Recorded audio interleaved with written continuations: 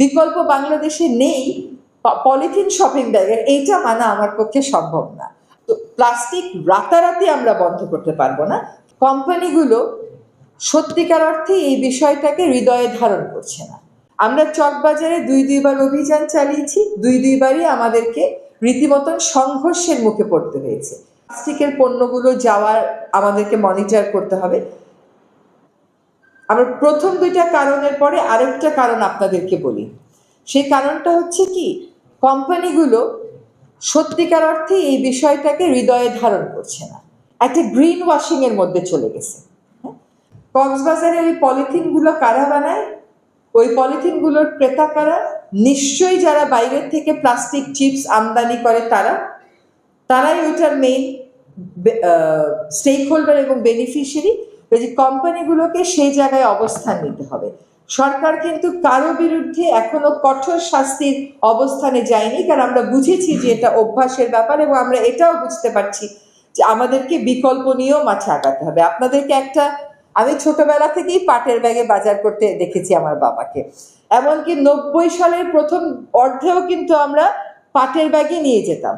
আমরা যখন পরিবেশ আন্দোলনে যোগ দেই, তখন বিভিন্ন সভা সেমিনারে কোথাও প্লাস্টিকের ছোট বোতলে পানি দেয় নাই, তাই জন্য পানি পিপাসায় ওই মিটিংয়ের লোকেরা অসুস্থ হয়ে পড়েছে, এরকম কথা কিন্তু শুনিনি। এখন আবার জগ ফেরত এসছে, এখন জগ ফেরত আসলেও চ্যালেঞ্জ রয়ে যাচ্ছে যে আপনার এই জগের যে পানিটা, এটা আপনি নিরাপদ পানির তো ঢাকা শহরে অভাব, সেটা আপনি ফিল্টার দিয়ে করে তারপরে জগে আনতে পারেন।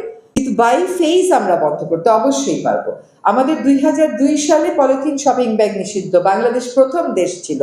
আজকে এত বছর পরে এসে আমরা কেবল সুপার শপে ওইটাকে নিষেধাজ্ঞাটা বাস্তবায়ন করতে পারছি।